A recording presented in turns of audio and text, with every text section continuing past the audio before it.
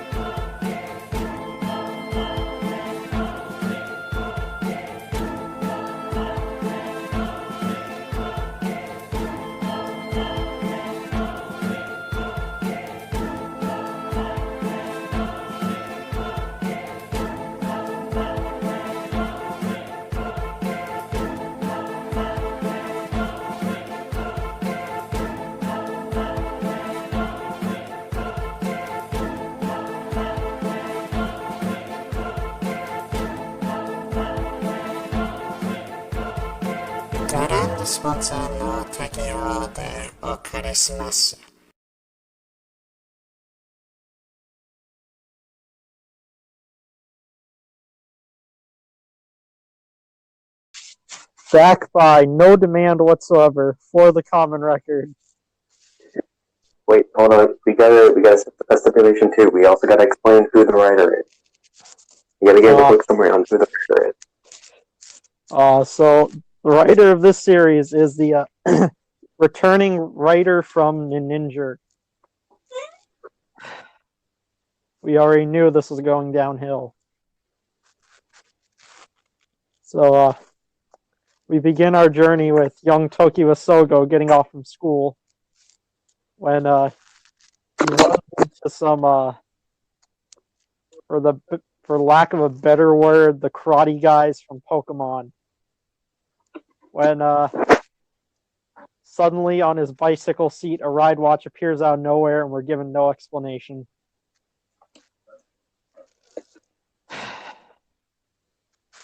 It's then that we meet Waz, who explains something about a giant robot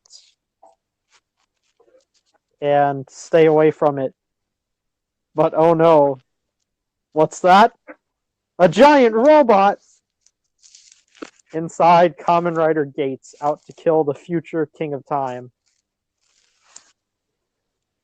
Oh yeah, I also forgot to mention, Tsukiyomi picks him up, and then we get our intro sequence, because there was a weird time skip.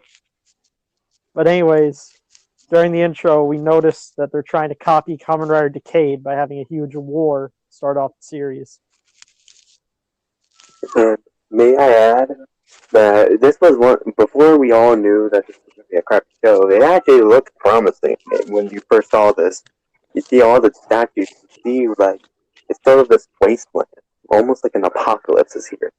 And we see, well, what looks to be, well, more of a joke soon enough, a grand man with black armor, gold, known as Omazeo. Yes.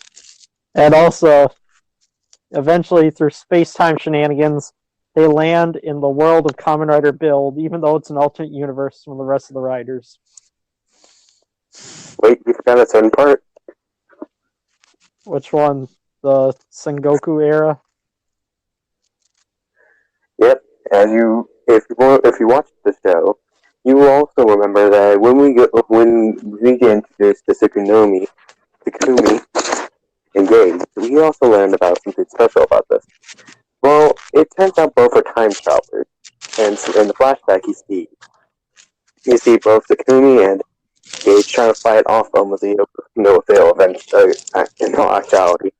So, while we get introduced to Sogo and stuff, we are told that, okay, he might be evil, but Takumi actually tries a test, and, failed. Sogo got the test. They run into the world of Build, where we're reminded of a better show than this. Here we get to see the return of Sento and Banjo from last season. Until Tsukiyomi shows up and shoots them both. Wow, you are getting to the gritty of this. If you don't know who Sento or Banjo or Yuga are, they're basically Kamen Rider Build and Crossy. Both, well, here Sento being the main writer, as Banjo is secondary writer. However, both got wide watches, as Sogo is talking to Banjo and Sento about the future and everything. Both get shot by, well, the spy's phone, which is never explained how they have a spy's phone, but still. Anyways, behind the scenes, we see a time jacker working to turn a basketball kid who's about to die from Truck Coon into another rider, specifically another build. This is where we learn about what they call in the show time jackers. There are three of them. Well, technically four, but we'll get into that later. But the three of them are Wool, Cora, and Schwartz. These three are basically like our main antagonists for most of the series, except for the other writers. And in this instance, we see Wool actually giving the poor basketball player the build right watch. Well, no, another build right watch. Wouldn't it have been a better show if we just saw him reincarnate as some type of fantasy creature? You know, yeah. Alright, so anyways, after that, another build starts collecting people and bottles, don't ask. And then we get to see Sento pick up a Jiku driver from Waz, who brings it out of nowhere, creating the grandfather's bootstrap time paradox. And he eventually becomes Geo until Gates shows up in ghost armor to fight him. I think you got your memory a little muddled. What he means to say is, we soon learn that, well, Soga will have to be the overlord no matter what. So he decided that day he was going to be the most beloved overlord of all time. It doesn't make any sense because an overlord is supposed to be evil, but what the hell. Soon we get the signature pose, the tension, and we get Kamen Record, which which became a meme of the first episode, was declaring that Sogo is the king of time. He fights off the other build and destroys him before coming into Gates. Gates grabs Ghost Red Watch, which is very ironic, transforms into the Ghost Armor, which is a nice resemblance to Ghost, by the way, and decides to fight Geo. And that is the end of episode 1. They like to do cliffhangers, and they like to show the pictures of Red Watches that were used, mostly. Alright, so I would rate this episode, I want to rate it 6.5 out of 10. This had potential. Unfortunately, it was squandered later on in the series. No, honestly, I agree with that score. It had that potential that you were going to see something epic. And being the first-time person to watch actually Geo first and then go back, I'm starting to realize how bad Geo is in quality. Yeah, honestly, I feel like they could have did well with Sogo, him being childish. He could have grown a lot more than other writers could have. But instead, he kind of stayed... Hold your horses. We're on episode 1, man. Yeah. We're on episode 1. We'll get to those arcs later. Yeah, we'll elaborate when he becomes Oma. Episode 2 starts off right where we left episode 1 off, with Geo being attacked by Gates, which miraculously he didn't die, and managed to escape Gates using, well, what's kind of funny is him not using his motorcycle. He only uses it once. Well, no, twice, but we can't talk about the movie yet. Oh yeah, might I say Gates uses ghost powers better than Takaru did?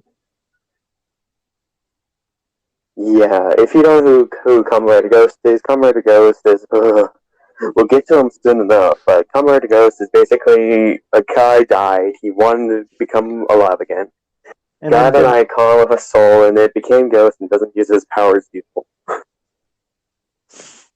No, he fights for the forces of dinner. Yeah, he fights for the forces of dinner. So, as soon as he escaped Gates, he decides that, well, it's time to go and see what's going on. As well as trying to figure out what is happening. Because he met Build, and Build was not exactly like that. After a little bit of investigation, he finds out that, well, you can't kill see another writer until, well, we go back, which is something we really don't understand here, and it's very poor use of the time travel aspect. So he finds out that he has to actually go back in time to the era of Build and see what's going on. But in a strange twist, it really doesn't go back in the past. And more likely, it just went to a era of where, well, Sento and Banjo weren't even Crossy or Build. Yeah. Instead, we got to see them as, well, basically huge nerds about the rock band that Sento was in. Yeah, quote unquote was in. We cannot discuss that until we get to Build.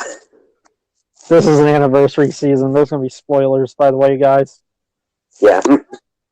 But we also learned that Sento's name is actually Katsuragi, which is a nice nod because in Build, that's his actual name.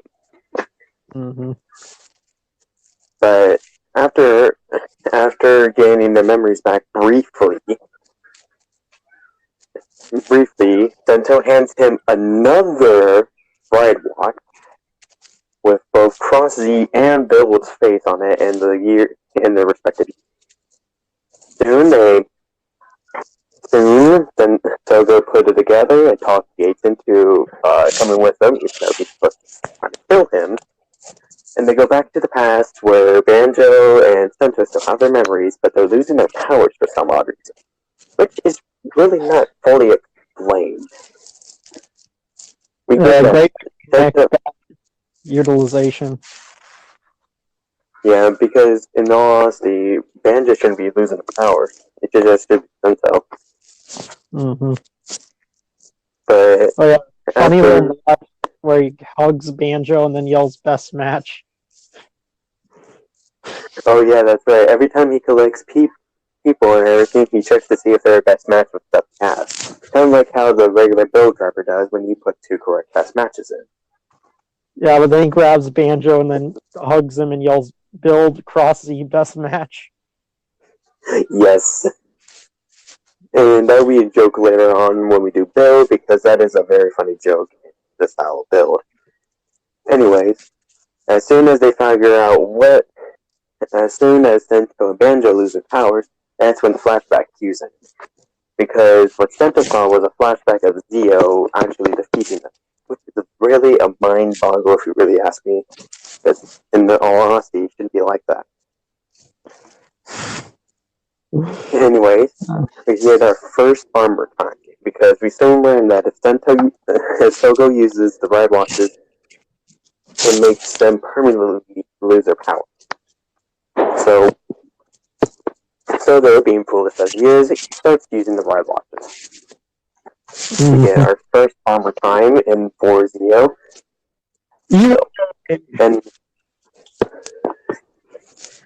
And might I add, it's actually kind of nice that they actually announce stuff when they are about to transform. Mm-hmm. I think we'll get into Laws as soon as the O's arc, because I think that's when he really becomes like a fan favorite. It becomes more of a meme, yeah. Soon, as well as Gates uses the cross the Ride Watch, even though it's incorrectly used, and they both go and attack another build. Soon enough, they get it to where they got the quote-unquote another build down, and that's when we figure out another running joke in this series. Togo messing up writers' catchphrases. Oh yes. Early on, he also messes up their finisher, like movements and stuff too. Yep. Which annoys Sento and makes him almost try to slap Togo before we get to see what. He gave him like a slap on the wrist. He gave him a slap on the wrist, but he looked like he was about to punch him. But soon enough, we learned that the time vortex finishes that Zio and Gates have are really like how the writers work. So, for example, when you use the build Ride Watch, it does the vortex finish from the build. And also the same style as it was, except for, not seeing a tank. Yeah. And another build is defeated. We learn that the basketball player lives on, even though he's not supposed to be. And we get a nice little dialogue from Wasp. And then the episode ends. I think you forgot where Sento couldn't do high school level math during the finisher. Oh yeah, that's right. And that was the very funny part, was that Toga wasn't able to do literal high school math. As you know from Build, if you watched it, Sento uses basically a huge asymptote, parabolas, everything. Well, Togo's is more like 1 plus 1 equals 2. Oh yeah, we never see the cross sea watch ever again. Yeah, that's another thing. We never get to see it. No, we're gonna see it, just not in armor time. Yep. And that's episode 2. I would give this like an 8, because it does nice gestures to build, and in all honesty, it did stay close to the source material, because we did get to see the guy wall when Dento and Banjo weren't Kamen Riders. So I mean, that was a nice touch. I'm gonna give it 7.25. And in all honesty, what you say 5? No, 7.25. No, more build is always nice, but I feel like this one was kind of rushed. Like, it felt rushed and kind of a little bit wasted its own time, because this was like the first about the whole series rushed. this whole first thing was them going back to the 2-part arcs, which they did before Gaim, which is kind of annoying, and I don't think they were quite adjusted to that yet. Okay, so would you like to start us on our next part? Alright, so episode 3, we begin with Sogo at school once more. And basically, I think we forgot last episode, isn't that where Gates and Tsukiyomi start living with Gio? Is that right? Wow, you really don't remember the 3, do you? Listen, it's been a while. I think it was. Wasn't Okay, it the end let me help you out with this one. Episode 3 starts out with Sogo being in high school. Yes, he is a high schooler. And in all honesty, it was a long time for Kamen Rider for doing a high school story, but in all honesty, they should have explored it more. Anyways, this arc is known as the X8 arc. Yes, because Gem shows up. I'm joking. That's later.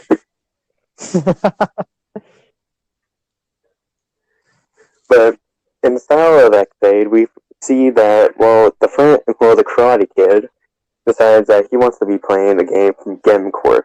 Yes, you heard that right, Gem Corp. Mm-hmm.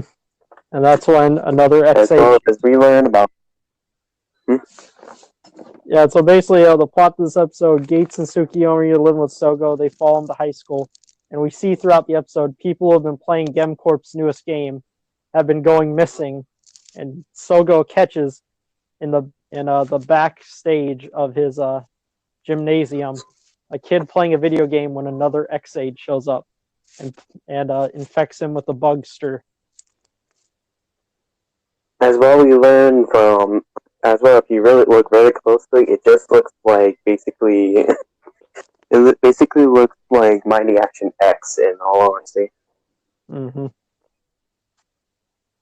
We soon also learn who the next Hijacker is, in the form of Hora. Hora is basically kind of like Wool's sister in a way.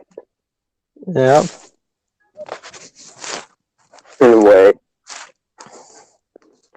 Alright, so... Soon enough, we see Sogo try to do his... What? Oh, I thought you were done. You can keep going. Well, you go ahead. This is your episode. I was just helping you, trying to rejog that memory. Alright, so basically, Aura shows up to this one man whose son is dying and needs a transplant. I think it was his heart, wasn't it? Wasn't his heart that needed transplant? It was gravely ill, or he was gravely ill and needed a transplant quickly. Yeah, so Aura offers him to save his son. He has to basically go around infecting people who are basically like similar in blood type and heart size. Body type of a sub. Yeah, and basically, Soon enough. they're eventually led to find a genius gamer who resides at the local hospital. They meet up with this weird surgeon who eats a lot of cake, who explains to them that the intern hasn't worked there in years. All right, you can continue. Oh my god. What he means to say is, when he went to go search for hospital, we got a nice little cameo from Hero. If you don't know who Hero is, he's Kamen Rider, Kamen Rider Brave, wasn't it? Yes. And Kamen Rider Brave is from X-Aid. So, these people are like wasting the budget just to start getting guest star characters and all. And as he tells them about this genius Dr. M. And as well as that he was working on a game, so Go couldn't, beat the game correctly, until he had somebody help him defeat the game and made it look like it. He then jumped into the game and found another X8. They battle, and the other X8 disappears. Yeah. And then we see the duet. Oh yeah, we get drive armor from Gates. Oh yeah, and we get a nice little special armor time in episode 30 of Kamen Rider Drive armor. Yeah, you know what I noticed about drive armor? No sense on those. Yeah, so he's never won a fight in drive armor, has he? No. The funny joke for Drive. We soon see a silhouette of the genius Dr. M, as it's known to be Emu Hojo from X-Aid, the main writer and Kamen Rider X-Aid, apparently. Obviously. And we go to the Ride Watches. And that ends episode 30. Alright.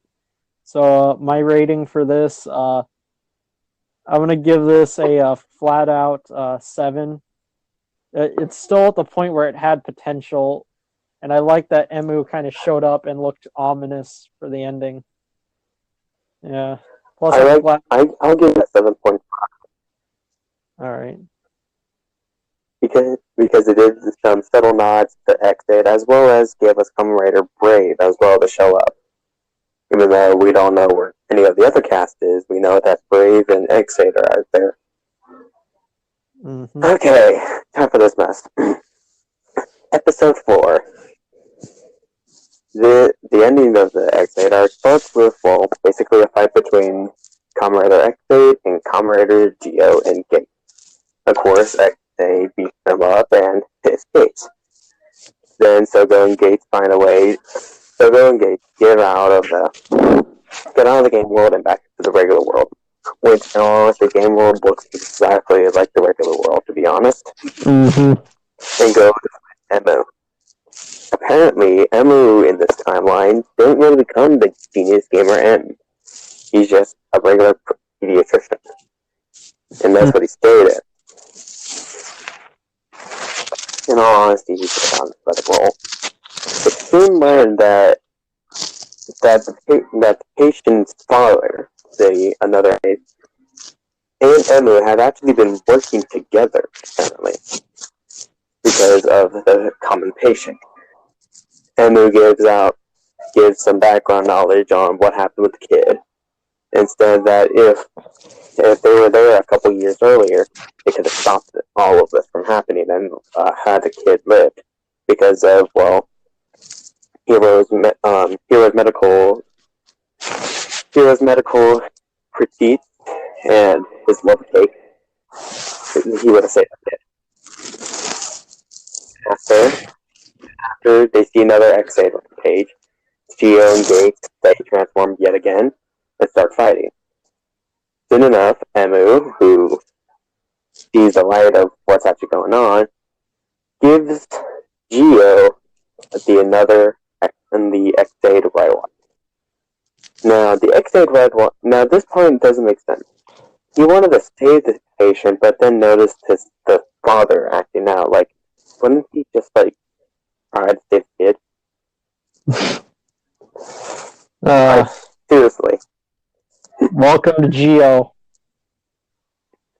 Anyways, Sogo does the next armor time, which we get to see the X-Aid armor. Like, that looks actually pretty nice, and a resemblance of two people on his shoulder, and two hammers for his hand.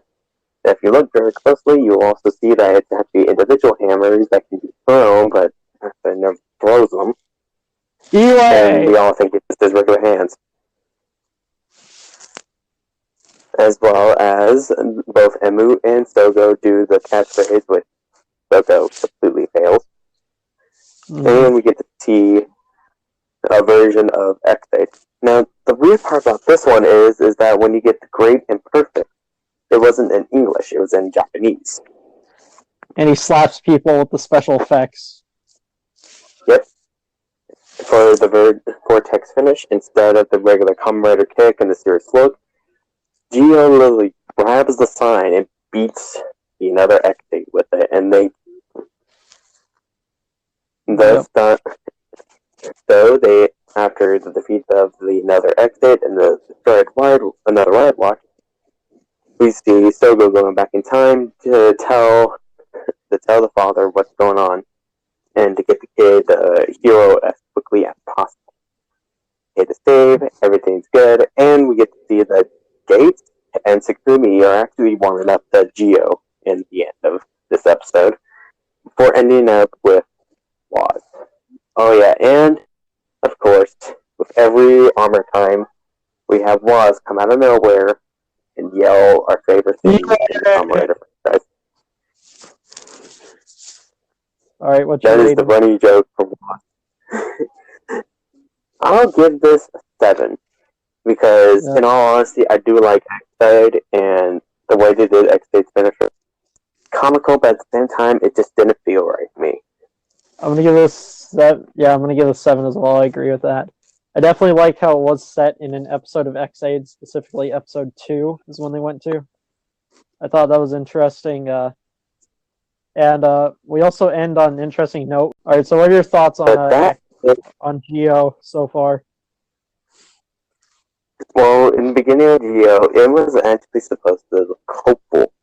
And most of the fans of the franchise hope that the writer, at the time, who still is a bad writer, be able to make a good story for once. And he actually was succeeding in these couple episodes. Yeah, you know... Of course, we're not going to step into the later episodes yet. Yeah, most of my complaints, like, I think I wouldn't have made them if the rest of the show would have been good. I feel like I'm just nitpicking because I already don't like the show already after watching the whole thing. Like, this seriously had... Yeah. So, that was it for... What? Yeah. This had potential. This is the story of a kid trying to become king and traveling through time while being hunted down. The issue is he doesn't really interact with the riders that much other than to snatch a ride watch. Like, I feel like he should have learned... Yeah, no, Like, maybe he should have learned, like, from Sento and X-Aid, like, a moral, and as he goes on, he becomes a better and better overlord as he learns. and we see the growth of him becoming the overlord in later episodes of this show, but at first it didn't look too bright with Gogo. Yeah. And Donna just started the other timeline. Alright. We're gonna have a headache with that. Yeah. Well, I suppose next time it's showtime. Got any other comments? Yep. This is Maxwell. Alright, and this is 10 Up. Alright, signing out for the Kamen Record. See you next time.